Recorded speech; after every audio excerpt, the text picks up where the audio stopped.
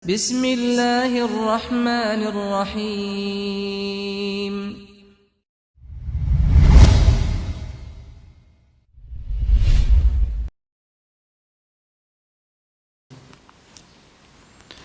Wa bihi nasta'inu ala umur dunya waddin.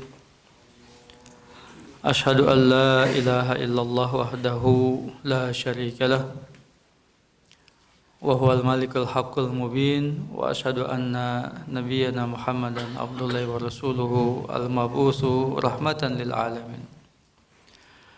Allahumma salli wa sallim wa barik ala nabiyyina Muhammadin wa ala alihi wa ashabihi ajma'in wa man tabi'ahum bi ihsanin ila yaumiddin. Ya ayyuhalladzina amanu taqullaha haqqa tuqatih wa la tamutunna illa wa antum muslimun. Ya ayyuhan nasu taqu rabbakum alladzi khalaqakum min nafsin wahidah wa khalaqa minha zawjaha wa batha minhuma rijalan katsiran wa nisaa'a wattaqullaha alladzi tasaaluna bihi wal arham innallaha kana 'alaikum raqiba. Ya ayyuhalladzina amanu taqullaha wa qulu qawlan sadida yuslih lakum a'malakum wa yaghfir lakum dhunubakum wa may yuti'illaha wa rasulahu faqad faza fawzan 'azima. Summa ma ba'du fa inna ahsanal hadisi kitabullah wa khairal huda huda nabiyyina Muhammadin sallallahu alaihi wa alihi wasallam. Ikhwani wa akhwati al-izza rahimani wa rahimakumullah. Sidang salat zuhur Masjid Al-Ahnaf yang dimuliakan oleh Allah Subhanahu wa taala. Alhamdulillah, segala puja dan puji serta syukur kita senantiasa kita panjatkan kehadirat Allah Subhanahu wa taala atas berbagai limpahan nikmat-Nya, rahmat dan karunia-Nya. Keberkahan, keutamaan dan kebaikan-Nya sangat banyak, tidak terhingga, tidak terbilang. Semoga Allah Subhanahu wa taala terus melanggengkan nikmat-nikmat-Nya untuk kita demi kebaikan dunia kita dan akhirat kita. Allahumma amin ya rabbal alamin.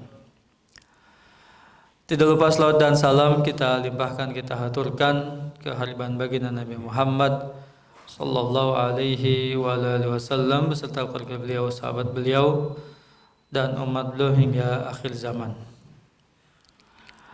Bapak Ibu sekalian yang dimuliakan Allah Subhanahu wa taala, kita masih melanjutkan pengkajian dan pembahasan kita dari kitab At-Tamhid li syarhi kitab At-Tauhid alladzi huwa haqqullahi 'alal 'abid karya Fadilat Syekh Al-Allamah Shalih bin Muhammad Al-Syekh hafizallahu taala sampai pada bab tentang ma jaa fi ar-ruqa wat tamaim. Pembahasan tentang seputar ruqyah. Seputar ruqyah, kalau dalam bahasa Indonesia yang populer di kalangan masyarakat, jampi. Ya. Disebut dengan ruqyah. Ruqyah itu bahasa syariahnya, ya, bahasa yang populer dari syariat agama kita sebut dengan ruqyah. Kalau bahasa Indonesia dikenal dengan istilah jampi. Artinya apa? Bacaan-bacaan untuk menjampi, ya, untuk mendoakan sesuatu, begitu. Wat tamaim, tamaim sudah disinggung pada bab sebelumnya, ya. Tamaim itu bentuk plural, bentuk jamak dari tamimah. Tamimah itu artinya adalah ikatan-ikatan, buhul-buhul. Ya, sekali lagi populer di tengah-tengah kita, bisa disebut dengan apa namanya? Jimat. Nah, ini pembahasan ya lebih detail lagi, ya, karena pada bab sebelumnya, ya, yang dibahas, ya, tentang tamimah, ya, dan juga buhul-buhul atau ikatan-ikatan yang lainnya, ya, untuk mengangkat satu musibah atau sesuatu yang tidak diinginkan dan ya untuk menolaknya. Adapun sekarang pembahasan tentang ya jampi-jampinya, doa-doanya atau bacaan-bacaannya. Bab ini tidak berbicara tentang hukum, tetapi penjelasan dari kedua permasalahan tersebut, ya, yaitu jampi-jampi, bacaan-bacaan tadi, dan jimat-jimat. Sehingga dapat disimpulkan bahwa di sana ada yang dibolehkan secara syar'i dalam syariat agama Islam, dan ada yang tidak dibolehkan. Begitu. Berarti dibolehkan dengan syarat, ya, dengan kriteria tertentu, dan tidak dibolehkan pun ya dengan kriteria tertentu. Apa dan kapan serta bagaimana dia dibolehkan, ya, dan bagaimana dia tidak dibolehkan. Begitu. Kita bacakan terlebih dahulu beberapa keterangan dalam masalah ini. Yang pertama, penulis membawakan suatu riwayat yang terdapat di dalam kitab Al-Bukhari dan Muslim dari Abi Bashir Al-Ansari As-Sa'idi radhiyallahu anhu, yaitu Qais bin Ubaid.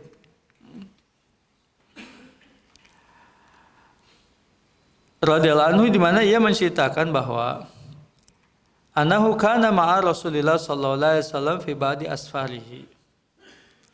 Beliau pernah ikut bersama Rasulullah sallallahu alaihi wasallam dalam beberapa perjalanan yang beliau lakukan. Fa arsala rasulan, lalu beliau mengutus seseorang sebagai duta, utusan beliau, ya, untuk satu keperluan kepada satu kaum, untuk dakwah misalnya, untuk mengajarkan agama misalnya, untuk menyelesaikan masalah misalnya, dan keperluan-keperluan lainnya. Dan beliau berpesan, ya, apa kata beliau sallallahu alaihi wasallam, an la yabqayanna fi raqabati ba'irin kiladatun min watarin atau kiladatun illa quti'at. Janganlah dibiarkan ada terikat di leher suatu hewan pun, ya, baik onta, kambing, sapi, kerbau, ya, ikatan di lehernya min watarin, yang terbuat dari tali busur anak panah.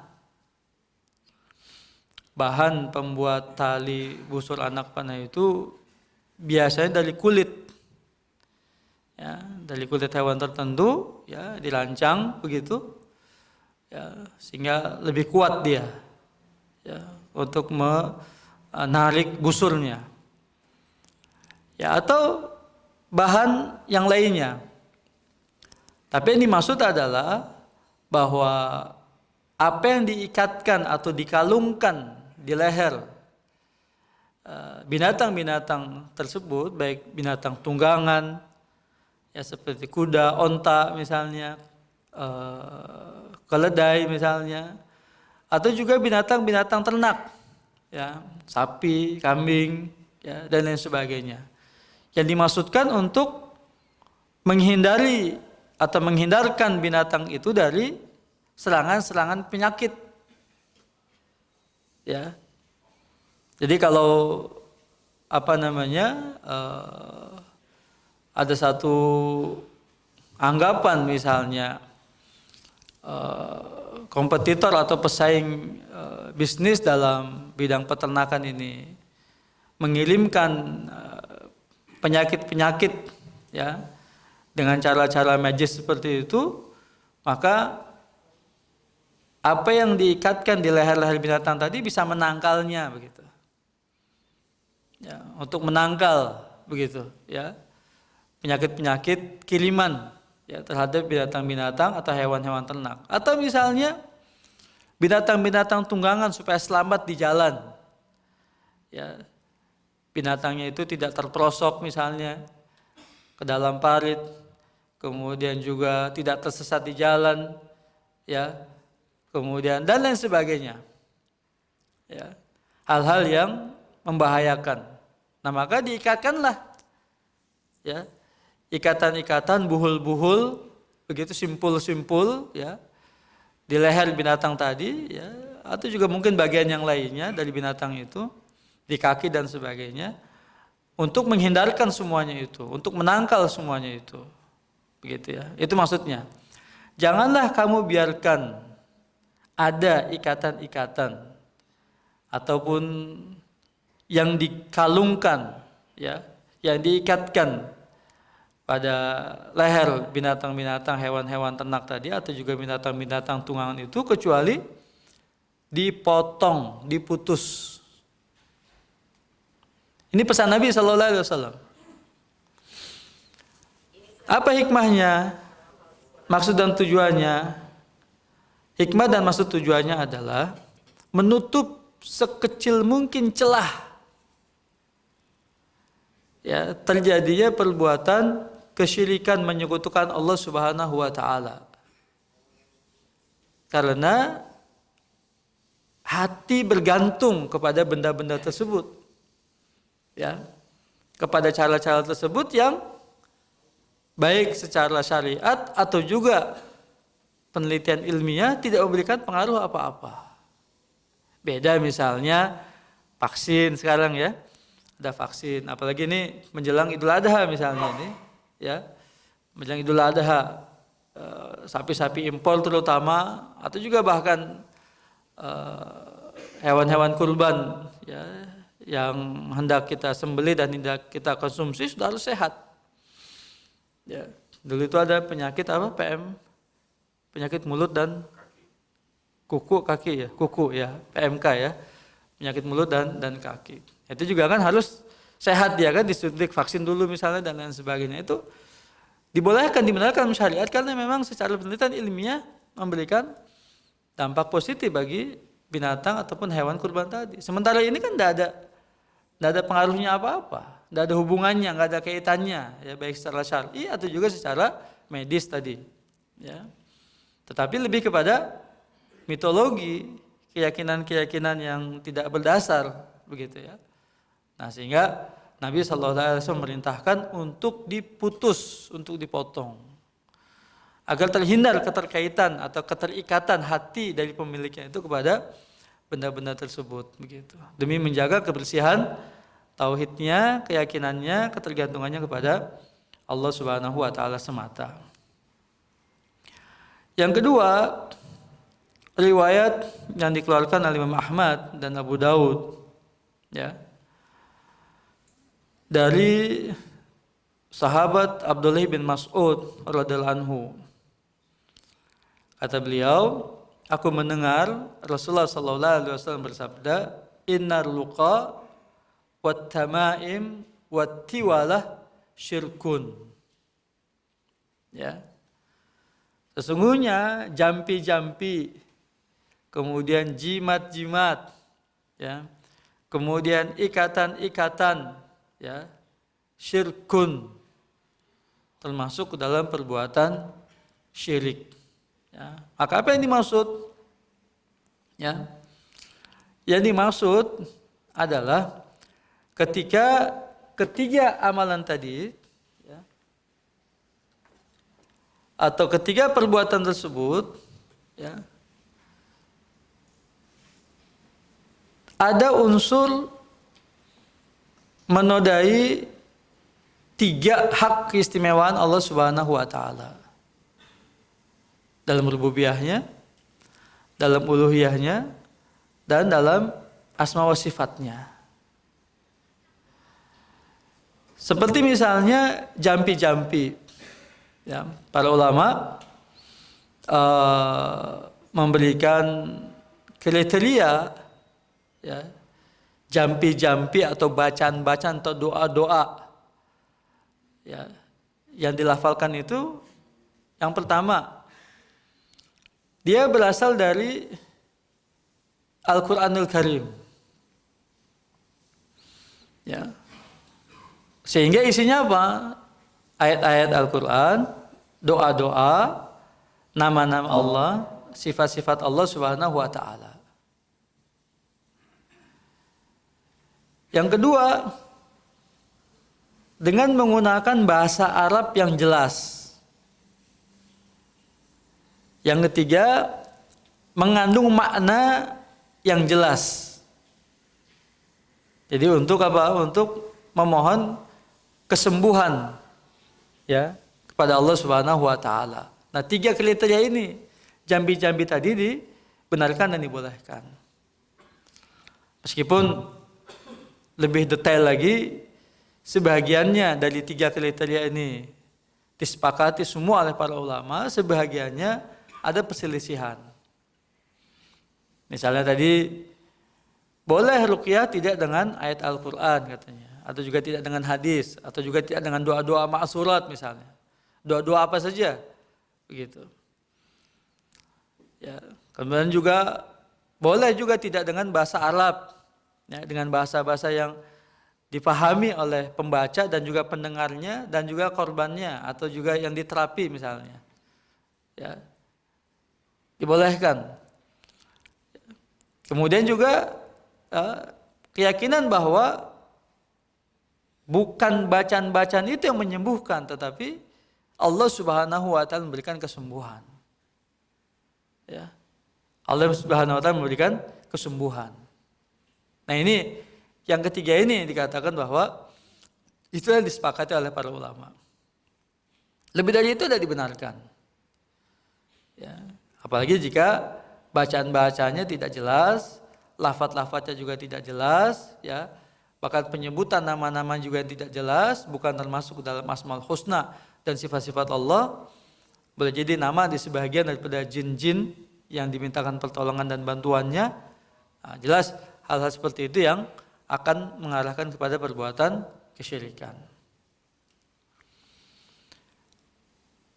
Sementara at-tamaim atau yang kita kenal tadi dengan jimat-jimat, ya, dijelaskan syai'un yu'allaqu ala awlad yattaquna bihil ain. Lakin idza kana al-mu'allaqu minal Qur'an faqad rakhasa fi ba'd salaf wa ba'dhum lam yurakhis fi wa yaj'aluhu minal manhi anhu minhum Ibnu Mas'ud radhiyallahu anhu.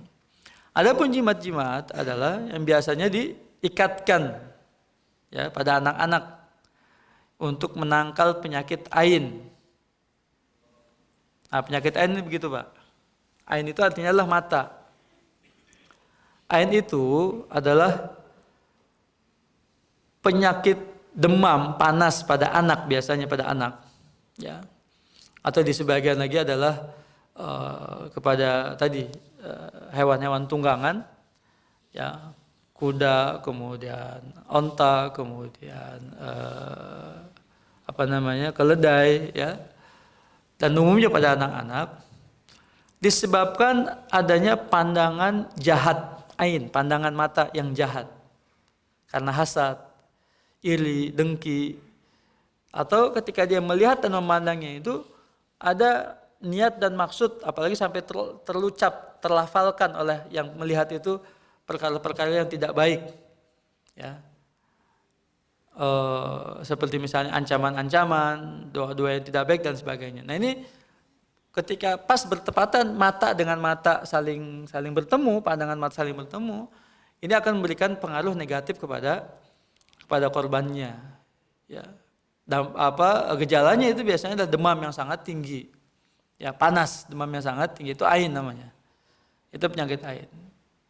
Jadi kalau misalnya ada di antara kita yang punya anak kecil, ya, kemudian kita gendong dibawa-bawa main keluar rumah misalnya, ketemu dengan sebagian orang, mereka tidak mengucapkan Masya Allah begitu, ya, tapi ya melihat ini anak ya cakep, ya, kemudian bersih, lucu, menggemaskan, imut, kemudian ada iri pada dirinya, lalu melihat anak tadi dan anak itu melihatnya, itu biasanya itu efek negatifnya adalah anak tadi, ya, akan demam, panas, nangis terus misalnya, rewel dan sebagainya, panas. Nah itu, ya, binatang tadi juga kayak gitu sama, wah tingkah polanya ya biasa ketahuan yang sudah memiliki hewan-hewan tunggangan atau binatang-binatang itu tahu.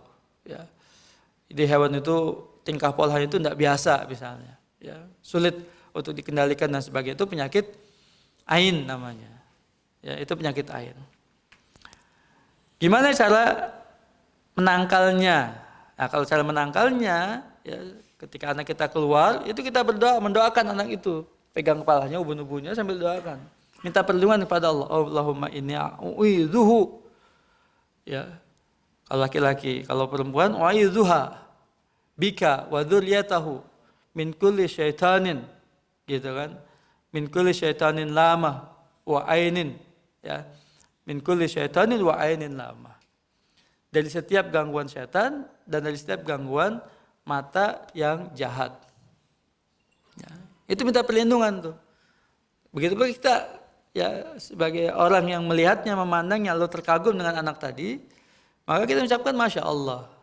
Sering-sering kita mengucapkan Masya Allah, Masya Allah. Ya, supaya tidak ada hasad pada diri kita ketika memandang anak-anak tadi. Itu pencegahannya. Nah, gimana pengobatannya? Pengobatannya adalah kalau kita tahu orangnya, minta dia berwudu. Nah, nanti bekas air wudunya itu dibasuhkan ke anak tadi. Atau ke hewan tunggangan kita, air wudunya tadi dibasuhkan, dimandikan ke hewan ternak kita atau binatang ternak kita. Kalau tahu siapa orangnya, selalu berwudu. Tapi jika tidak tahu, nah ini ruqyah, gitu. Diruqyah, ya, dengan perantara air. Yang sering saya sampaikan, saya sebutkan sebagai contohnya. Ya, ambilkan gelas, ini ada air mineral, taruh dalam gelas, ya. Kemudian gelas terbuka, didekatkan ke bibir kita seperti ini. Nah, kita bacakan beberapa ayat Al-Quran dan doa. Bisa dengan Al-Fatihah, 3 kali Al-Fatihah, Al-Ikhlas, Al-Falaq, An-Nas, masing-masing 3 kali, ayat kursi, 2 terakhir dari surat Al-Baqarah, 2 ayat terakhir dari Al-Baqarah misalnya. Lalu doa-doa ma'surat, ya, doa kesembuhan, perlindungan, didempatkan, didekatkan. Supaya apa? Supaya napas kita dan sebagian daripada air yang ada keluar mulut kita itu masuk ke dalam gelas tadi dan diminumkan. Sebagiannya diminumkan, sebagian dibalurkan di di tubuh si anak tadi, dan sebagainya untuk mandi misalnya anak tadi. Nah, itu untuk mengobati penyakit ain. Ya. Dan itu dibenarkan dalam syariat, dalam agama kita. Itu ruqyah namanya. Ruqyah syar'iyah. Nah, ruqyah seperti itu yang dibenarkan, yang dibolehkan secara syar'i. Begitu. Ya. Kalau biasa anak-anak rewel itu biasa langsung bawa ke rumah sakit, kasih paracetamol, kemudian dikasih obat penenang supaya diam, supaya segala macam. Itu enggak bagus kan efeknya buat si anak. Apalagi masih kecil. Dan jika berulang obat itu, ya, nanti anak itu akan rentan dengan obat tadi. Ya. Itu caranya, ya, untuk mengobati dan menangkal ain dan mengobati penyakit ain. Nah, di sini sebagian mengatakan jika yang diikatkan itu adalah Al-Quran. Gimana caranya? Ayat Al-Quran misalnya Al-Fatihah. Al-Fatihah ditulis, baik di kertas atau di kain ditulis, ya. Kemudian dibungkus Al-Fatihah tadi. Kemudian dipakaikan ke si anak kalung, pakai. Ada yang dipakaikan ke anak tadi atau ke hewan tunggangan tadi segala macamnya. Atau kalau misalnya di kita biasa di mobil itu ada gantungan mobil, depan spion dalam mobil itu ayat kursi, ya. Oke, ayat kursi yang kecil misalnya segala macam. Itu dibolehkan enggak? Dibenarkan enggak? Sebagian ulama boleh, sebagian kecil ulama boleh. Karena bagian daripada tabarruk dengan Al-Quran, mengambil keberkahan dengan Al-Quran. Karena keberkahan Al-Quran ya boleh dengan cara seperti itu. Ya. Ibnu Mas'ud radhiyallahu anhu dan juga dari sahabat-sahabat beliau dan juga mayoritas kalangan para ulama salaf, sahabat tabi'in, tidak dibenarkan, tidak dibolehkan. Kenapa? Karena tabarruk dengan Al-Quran bukan digantungkan, tapi dibaca. Bukan menggantungkan saja. Misalnya depan pintu rumah tuh tempel ayat kursi.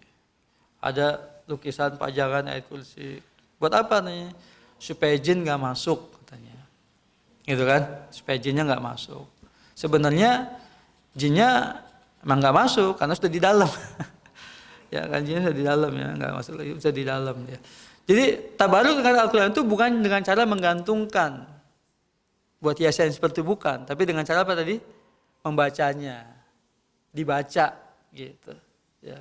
Dan itu diperintahkan kita untuk membacanya, bukan untuk ya hiasan-hiasan, gantungan-gantungan yang seperti itu. Allahu a'lam. Jadi kemudian juga apabila dipakaikan ke si anak, ya, dan kita nggak tahu anak itu kemana saja dia mainnya, keluar masuk kamar mandi misalnya gitu kan, sementara dia sedang bawa Al-Quran, justru malah malah menghinakan ininya ya, kesuciannya lah daripada Al-Quran itu sendiri gitu.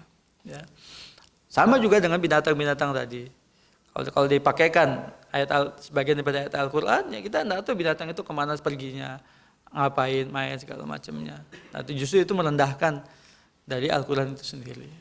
Maka gimana kesimpulannya? Sebaiknya dihindari, begitu.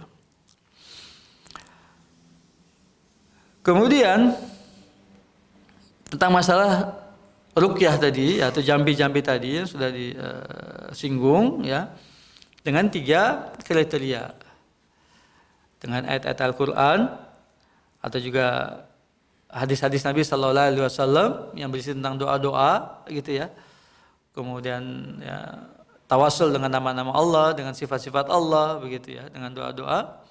Kemudian yang kedua dengan bahasa Arab yang jelas ya, bermakna ya, baik oleh membaca, yang didengar ya, kemudian juga dan korbannya. Kemudian yang ketiga ya, dia tidak meyakini bahwa itu yang menyembuhkan, tapi Allah yang menyembuhkan ya, keyakinan bahwasanya Allah yang menyembuhkan. Maka dengan 3 kriteria inilah ruqyah dibenarkan, dibolehkan.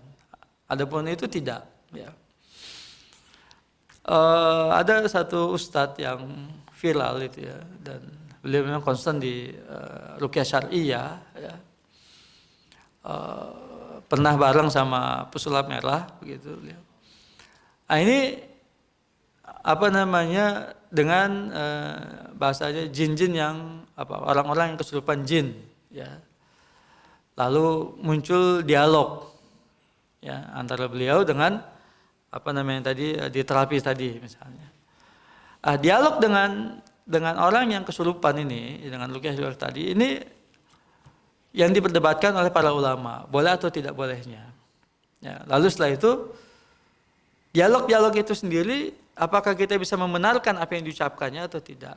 Ya, karena ada larangan dari Nabi Sallallahu Alaihi Wasallam itu tidak boleh membenarkannya, tidak boleh mendustakannya. Karena kita nggak tahu kebenaran daripada apa yang diucapkannya, gitu. Karena terkenal bahwasanya syaitan itu adalah pembohong. Ya. Ada satu riwayat pada zaman Abu Hurairah radhiyallahu anhu, zaman sahabat ya, di mana Abu Hurairah radhiyallahu anhu pernah menangkap ya jin yang mencuri harta zakat. Ya, mencuri harta zakat. Tanggapan pertama ketahuan dia ngambil harta zakat. Ya. Kemudian memelas pada Abu Hurairah. Dia punya istri, punya anak, punya apa segala macam yang butuh bantuan ini itu dilepaskan. Kali kedua sama, ketangkap lagi. Beralasan yang sama dilepaskan. Nah kali ketiga enggak. Dia akan melepaskan kali ketiga sampai dilaporkan pada Nabi Sallallahu Alaihi Wasallam. Kata dia tunggu. Ya. Baru dia berserang siapa sebenarnya dia. Dia itulah jin. Lalu kata jin tadi, maukah kamu aku kasih tahu ya yang bisa menjaga kalian dari tipu daya kami. Gitu. Apa? Kata Abu Hurairah. Ayat kursi. Ya bacalah ayat kursi. Udah. Ya, akhirnya diikat itu di tiang masjid dan disampaikan kepada Nabi Sallallahu Alaihi Wasallam. Lalu dia mengatakan, sadaqal kadzub. Si pendusta itu betul, benar.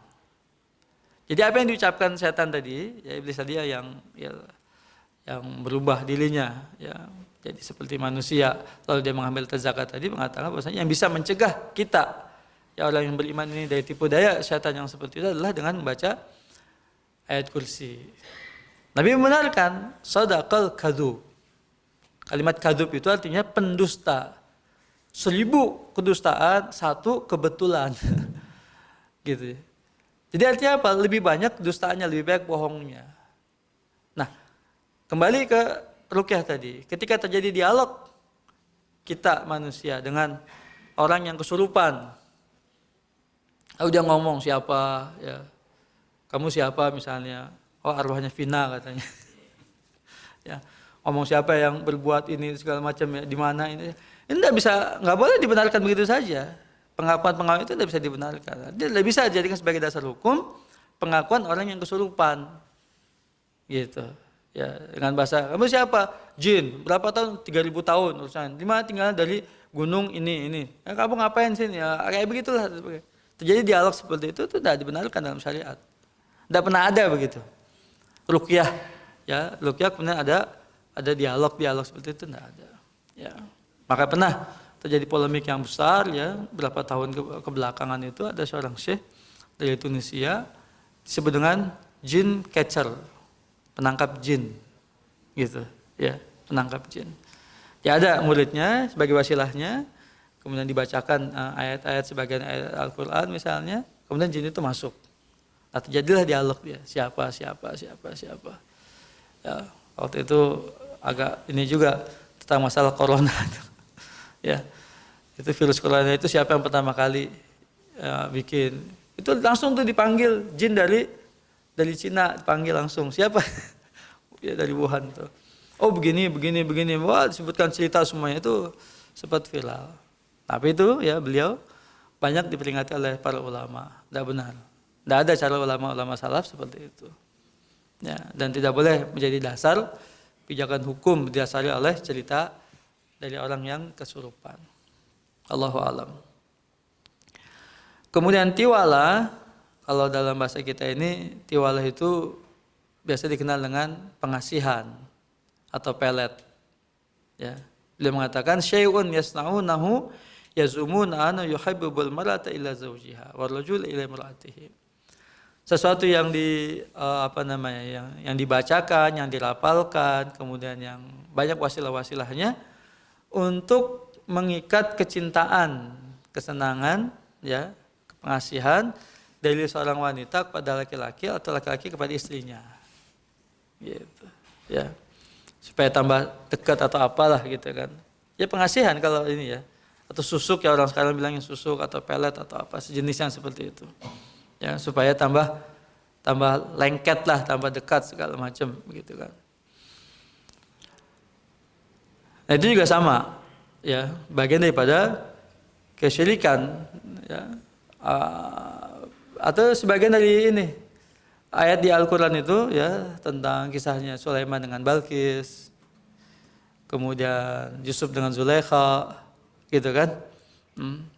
Wa alqa ilaika mahabbatan minni, misalnya kayak gitu ya, bacaan ya bacaan ayat-ayat lah, sepotong ayat kemudian dibaca, kemudian jadi amalan, jadi wiridnya. Ya. Ada yang pakai asap rokok, wah langsung kejar kemana-mana dikejar. Kemudian ada yang pakai apa lagi misalnya, anak-anak muda ini biasa suka main-main kayak gitu. Nah itu ya dipakai untuk tujuan yang demikian. Kecintaan yang tidak langgeng sebenarnya. Ya. Dalil berikutnya dari Abdullah bin Ukaim, ya, radhiyallahu anhu, secara marfu, man talaqa syai'an wukila ilaihi. Siapa yang mengikatkan sesuatu pada dirinya, maka dia akan dibebani dengan suatu ikatan tadi, ya, sehingga menambah lemahnya seperti pembahasan sebelumnya. Imam Ahmad juga meriwayatkan dari Ruwaifi radhiyallahu anhu yang mengatakan bahwa Rasulullah sallallahu alaihi wasallam bersabda, ya Ruwaifi, la'allal hayata satatulu bika fa akhbirin nas anna man aqada lihyatahu aw taqallada wataran aw istanja bi raji' dabatin aw azmin fa inna Muhammadan bari'un minhu. Diriwayatkan Imam Ahmad, Abu Dawud dan Nasa'i. Wahai Ruwaifi, semoga kamu panjang umur, katanya. Beritahukan kepada orang-orang siapa yang mengepang jenggotnya, jenggot yang panjang kemudian dikepang, diikat gitu ya. Dikepang. Untuk apa? Ya tadi, untuk menangkal sesuatu, untuk menarik sesuatu, untuk segala macamnya kayak gitu, Pak. Ya, ini biasanya memang terjadi ketika musim perang. Ketika musim perang. Sebagian riwayat mengatakan tidak dibolehkan kecuali ketika perang. Jadi jenggot itu dikepang 3. Dikepang 3. Kan tambah serem itu kan. Tapi berwibawa gitu maksudnya. Itu ketika perang dibolehkan untuk menggetarkan musuh katanya. Ya bolehkan. Selain itu tidak dibolehkan. Ya. Au taqallada watharan, atau mengikat tadi. Mengikat tali busur anak panah di tangan sini misalnya, ya, di lehernya segala macamnya. Sekali lagi ketika berperang ini untuk mendapatkan kekuatan, keberanian, apa segala macam kayak gitu. Atau istanja biroji dabatin, cebok dengan kotoran hewan yang sudah kering. Itu kalau ke gurun pasir misalnya atau sedang safar, kita ingin cebok tapi nggak ada air kan pakai batu atau pakai kertas atau pakai daun, ya, itu dibolehkan, ya. Tapi yang nggak dibolehkan apa? Pakai kotoran hewan sudah kering, nggak boleh itu kan, suka ada kelihatan, wah ini udah meninggal kayak batu kayak gitu kan, tapi itu kotoran, itu nggak boleh, ya karena apa? Kotoran tidak bisa membersihkan kotoran. Au azmin, atau tulang yang sudah kering, sama nggak boleh juga, ya. Sebagian riwayat menyebutkan tulang itu dengan 2 sebab. Yang pertama, makanan bangsa jin. Tulang itu makanan bangsa jin. Boleh jadi ada bangsa jin yang muslim, ya, sebagai makanannya, kan gitu kan.